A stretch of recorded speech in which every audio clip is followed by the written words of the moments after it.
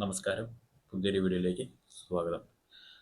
ഞാൻ കഴിഞ്ഞ ദിവസം നമ്മുടെ അദൃശ്യമായ ഇൻ്റർനെറ്റ്, ഈ ഇരുട്ടിൻ്റെ ലോകം, ഇതിനെക്കുറിച്ചായിരുന്നു ഞാൻ കഴിഞ്ഞ ദിവസം പറഞ്ഞത്. എന്ന് വെച്ചാൽ ഇൻ്റർനെറ്റിനെ കുറിച്ച്, പിന്നെ നമ്മൾ ഉപയോഗിക്കുന്ന ഗൂഗിള്, ഫേസ്ബുക്ക്, ഇൻസ്റ്റഗ്രാം, ഇതൊന്നും അല്ലാതെ വളരെ അപകടകരമായിട്ടുള്ള വെബ്സൈറ്റുകളെ കുറിച്ച് ഞാൻ കഴിഞ്ഞ ദിവസം പറഞ്ഞ ഡാർക്ക് വെബ്, ഡീപ്പ് വെബ്, അതിൻ്റെ അകത്ത് ഒളിഞ്ഞിരിക്കുന്ന എന്താ പറയുക അപകടകരമായിട്ടുള്ള കാര്യത്തിൻ്റെ ചെറിയ കാര്യമാണ് ഞാൻ പറഞ്ഞത്. ഇന്ന് ഞാൻ പറയാൻ വന്ന അതിൻ്റെ കുറച്ച് വ്യക്തമായിട്ടുള്ള കാര്യങ്ങളാണ്. അതിൻ്റെ അകത്ത് എന്തൊക്കെ തെറ്റായിട്ടുള്ള കാര്യങ്ങൾ നടക്കും, ആ ബ്രൗസറിൻ്റെ കുറിച്ച് ഒക്കെ ഞാൻ ഇന്ന് ഒരു വ്യക്തമായിട്ടുള്ള രീതിയിലാണ് പറയാൻ പോകുന്നത്. അപ്പോൾ നമുക്ക് അതിലേക്ക് പോകാം. വിലാസമില്ലാത്ത ലോകത്ത് ഇരുളിൻ്റെ ഉൾപ്പോളകൾ. ഡാർക്ക് വെബ് എന്നത് പലരും കരുതുന്നത് പോലെ ഒരു പ്രത്യേക മൊബൈൽ ആപ്പോ വെബ്സൈറ്റോ അല്ല. മറിച്ച് നമ്മൾ നിത്യേന ഗൂഗിൾ ക്രോമിലൂടെയോ മറ്റ് ബ്രൗസറുകളിലൂടെയോ വിവരങ്ങൾ തിരയുന്ന ഇൻ്റർനെറ്റ് സംവിധാനത്തിന് സമാന്തരമായി പ്രവർത്തിക്കുന്ന മറ്റൊരു ശൃംഖലയാണത്. ഈ ഡാർക്ക് വെബ് എന്ന് പറഞ്ഞാൽ ആപ്പൊന്നുമല്ല, ഇത് ഒരു വെബ്സൈറ്റാണ്. പക്ഷെ അതിനെക്കുറിച്ച് ഈ ബുക്കിൻ്റെ അകത്ത് നേരത്തെ ചാപ്റ്ററിൻ്റെ അകത്ത് പറഞ്ഞിട്ടില്ല. കാരണം എന്ന് വെച്ചാൽ പറഞ്ഞു കഴിഞ്ഞാൽ, അത് വെളിപ്പെടുത്തി കഴിഞ്ഞാൽ അത് ഒരു കൗതുകത്തിന് വേണ്ടിയിട്ട് പോലും നോക്കാനായിട്ട് ശ്രമിക്കും. അത് അറിഞ്ഞുകൊണ്ടാണ് അവർ ആ പേര് ഇതിൻ്റെ അകത്ത് എഴുതാറുള്ളത്. ഉള്ളിയും ഡാർക്ക് വെബും തമ്മിൽ എന്ത് ബന്ധം? ഡാർക്ക് വെബിലേക്ക് പ്രവേശിക്കാനുള്ള ബ്രൗസറിന്റെ ലോഗോയിൽ ഒരു ഉള്ളിയുടെ ചിത്രമാണുള്ളത്. ഉള്ളിയും ഡാർക്ക് വെബും തമ്മിൽ എന്ത് ബന്ധമാണല്ലേ? ബന്ധമുണ്ട്. ഉള്ളി പൊളിക്കുമ്പോൾ വിവിധ പാളികൾ കാണാൻ കഴിയുന്നത് പോലെ ഡാർക്ക് വെബിൽ നിങ്ങൾ കൈമാറുന്ന വിവരങ്ങൾ പലതരം സുരക്ഷാ പാളികളിൽ പൊതിയപ്പെട്ടിട്ടുണ്ട്. ഓരോ പാളിയും കടന്നു വേണം അകത്തേക്ക് എത്താൻ. അതുകൊണ്ടാണ് ഈ ലോഗോയിൽ ഉള്ളിയുടെ ചിത്രം വരാനുള്ള കാരണം. ഇപ്പം നമ്മൾ സവോള പൊളിക്കുമ്പോൾ പല പല പാളികളായിട്ടാണ് കാണുന്നത്. എന്നാൽ അതിൻ്റെ അകത്തൊന്നും ഇല്ല. അതേപോലെ തന്നെയാണ് ഇതിൽ ഡാർക്ക് വെബിൻ്റെ ഈ ലോഗോയിൽ കൊടുത്തിരിക്കുന്നത്. കാരണം ഒരാൾ അയക്കുന്നത് മറ്റൊരാൾ അറിയരുത്. അയാൾ എവിടെ നിന്ന് വന്നോ, എന്ത് ചെയ്യുന്നോ ഒന്നും അറിയരുത്. അതിന് പല ഘടകങ്ങളുണ്ട്.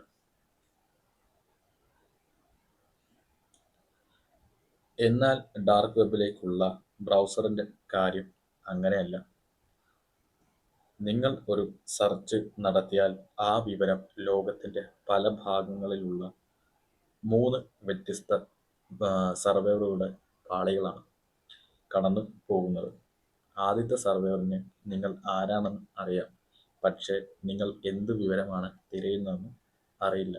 രണ്ടാമത്തെ സർവേറിന് നിങ്ങൾ എവിടെ നിന്ന് വരുന്നതോ എങ്ങോട്ടാണ് പോകുന്നതെന്നോ അറിയില്ല.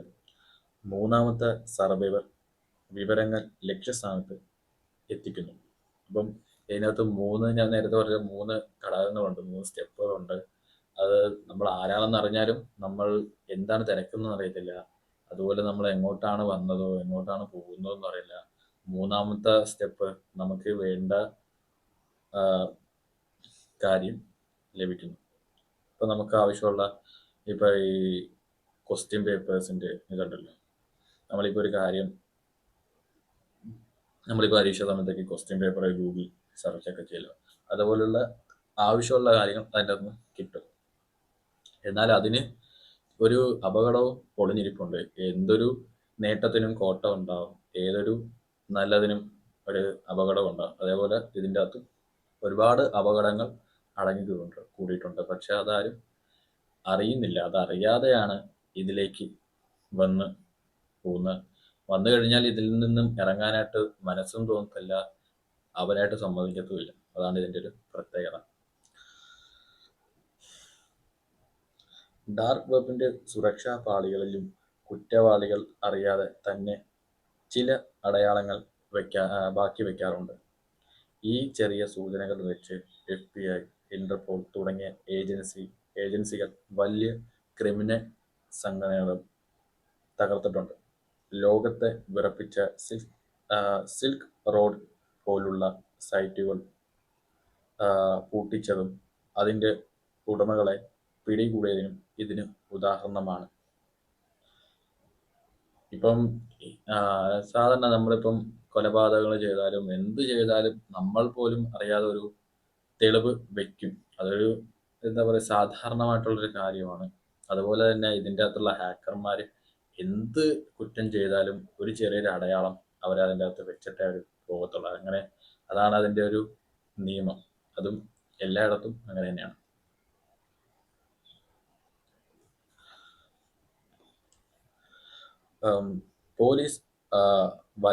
പോലീസ് വലയിലാകുന്നതിന് മുമ്പ് നിങ്ങൾ കുഴിച്ച കുഴിയിൽ നിങ്ങൾ തന്നെ വീഴാനുള്ള സാധ്യത ഏറെയാണ്. വിവരങ്ങൾ കൈമാറുന്ന 3 സർവേറുകളെ കുറിച്ച് പ്രതിപാദിച്ചല്ലോ. ഇതിലെ എക്സിറ്റ് നോഡുകൾ നിങ്ങളുടെ തന്നെ കുഴി തോണ്ടും. വിവരങ്ങൾ കൈമാറുന്ന 3 സർവേറുകൾ ഏറ്റവും അവസാനത്തെ എക്സിറ്റ് നോഡുകൾ. ഈ അവസാന സർവൈവർ നിയന്ത്രിക്കുന്നത് ഒരു ഹാക്കർ ആണെങ്കിൽ നിങ്ങളുടെ സുരക്ഷിതമായ പാളികൾ അവിടെ വെച്ച് അയാൾക്ക് പൊളിക്കാനും നിങ്ങളുടെ വ്യക്തിഗത വിവരങ്ങൾ ചോർത്താനും സാധിക്കും. അതായത് നിങ്ങൾ അദൃശ്യനായ സഹായിക്കുന്ന അതേ സംവിധാനം തന്നെ ഹാക്കർമാർക്ക് നിങ്ങളിലേക്ക് എത്താനുള്ള വഴിയായി മാറുകയും ചെയ്യും. എന്ന് വെച്ചാൽ നമ്മളെ സഹായിക്കുന്ന ആൾക്ക് തന്നെ നമ്മളെ ഒറ്റിക്കൊടുക്കാനും കഴിയും. അതാണ് ഇതിൻ്റെ. ഇപ്പം ഞാൻ പറഞ്ഞല്ലോ, നമ്മളെ ഒരു കൗതുകത്തിന് വേണ്ടിയിട്ട് ഇതിൻ്റെ അകത്ത് കയറിയാൽ നമ്മുടെ മനസ്സ് അതിലേക്ക് ഉറച്ചു പോവുകയും പിന്നെ എന്താ പറയുക, നമ്മളെ അതിൽ നിന്നും പൂട്ടുകയും ചെയ്യും. അവർ 8ന്റെ പണി നമുക്ക് തരുകയും ചെയ്യും. അതാണ് ഈ ഡാർക്ക് വെബും ഡീപ് വെബിൻ്റെയൊക്കെ ഒരു പ്രത്യേകത. ഇത്രയേറെ ചതിക്കുഴികളും പോലീസ് നിരീക്ഷണങ്ങളും ഉണ്ടായിട്ടും ആളുകൾ ഈ ഇരുണ്ട ലോകത്തേക്ക് ആകർഷിക്കപ്പെടാൻ എന്താണ് കാരണം?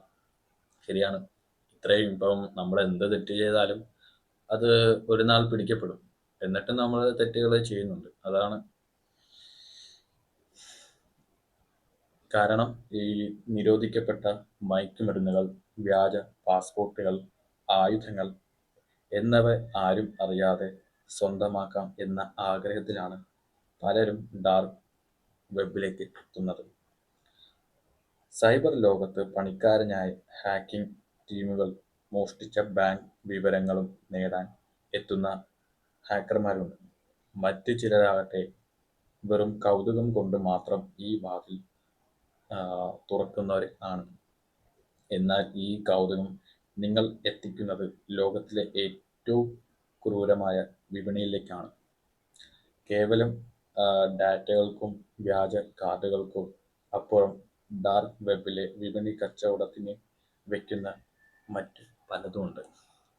ഇപ്പം ഞാൻ പറഞ്ഞല്ലോ, നമുക്കിപ്പോൾ ഈ എക്സാം ടൈമിലൊക്കെ ഈ ക്വസ്റ്റ്യൻ പേപ്പേഴ്സ് നമ്മൾ ഒരുപാട് സെർച്ച് ചെയ്യില്ല.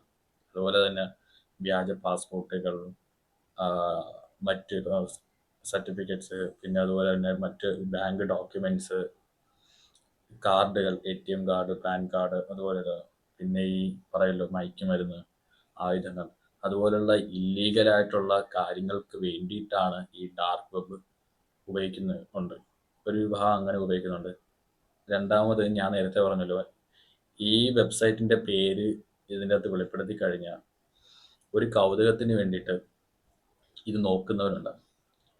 അങ്ങനെ നോക്കി അവരതിലേക്ക് ആകർഷിക്കപ്പെടുകയും പിന്നെ തിരിച്ച് എന്താ പറയുക, അതിൽ നിന്ന് ക്വിറ്റ് ചെയ്യാൻ പറ്റാത്ത സ്ഥിതിയിലേക്ക് എത്തുകയും ചെയ്യും. അതുകൊണ്ടാണ് ഇവരത് പേര് ഇതിനകത്ത് വെളിപ്പെടുത്താത്തത്. അപ്പം ഈ 2 തരത്തിലുള്ള ആളുകളുണ്ട്. അപ്പം അതാണ് ഈ ഒരു ചാപ്റ്ററിൽ പറയുന്നത്. വിലാസമില്ലാത്ത ലോകത്ത് ഇരുളിൻ്റെ ഉൾപ്പോളകൾ എന്ന ഈ ചാപ്റ്ററിൻ്റെ അകത്ത് പറയുന്നത്. അപ്പം നമുക്ക് പണ്ട് ഒരു ഗെയിം ഉണ്ടായിരുന്നു, ബ്ലൂ വെയിൽ എന്ന് പറയുന്ന ഗെയിം. അപ്പോൾ അതിൻ്റെ അകത്ത് ഒരാൾ ആത്മഹത്യ ചെയ്തിട്ടുണ്ടെന്ന് ഒരു ന്യൂസ് ഉണ്ടായിട്ടുണ്ട്. അങ്ങനെ അത് ബാൻ ചെയ്തു. അപ്പോൾ അതുപോലുള്ള ഇത്തരത്തിലുള്ള ഇല്ലീഗൽ വെബ്സൈറ്റുകൾ നമ്മുടെ നാട്ടിൽ നിന്നും നീക്കം ചെയ്യണം എന്ന് തന്നെയാണ് ആഗ്രഹം. കാരണം ഇത് അമേരിക്കക്കാരാണ് ഇങ്ങനെയുള്ള വെബ്സൈറ്റുകൾ ആദ്യം കൊണ്ടുവന്നത്. പിന്നീട് ഒരു കൗതുകത്തിന് വേണ്ടിയിട്ട് ജനങ്ങളിലേക്ക് എത്തിച്ച് അവിടെ നിന്നാണ് ഈ നാശങ്ങളെല്ലാം ഉണ്ടായത്. അപ്പം അവരും ഇതിനെ പ്രതിരോധിക്കാൻ വേണ്ടിയിട്ടുള്ള പല വെബ്സൈറ്റുകളും അതുപോലെ തന്നെ വളരെ കാര്യക്ഷമമായിട്ടൊക്കെ അവർ പ്രവർത്തിക്കുന്നുണ്ട്. ഇനിയും ഇതുപോലുള്ള അപകടങ്ങൾ ഉണ്ടാകാതിരിക്കാൻ വേണ്ടി നമ്മുടെ രാജ്യത്തിൻ്റെ പല പദ്ധതികളും സുരക്ഷിതത്വത്തിന് വേണ്ടി ചെയ്യുന്ന പല ആണവ ആയുധങ്ങളുടെ കാര്യങ്ങളൊന്നും ചോരാതിരിക്കാൻ വേണ്ടിയിട്ട്.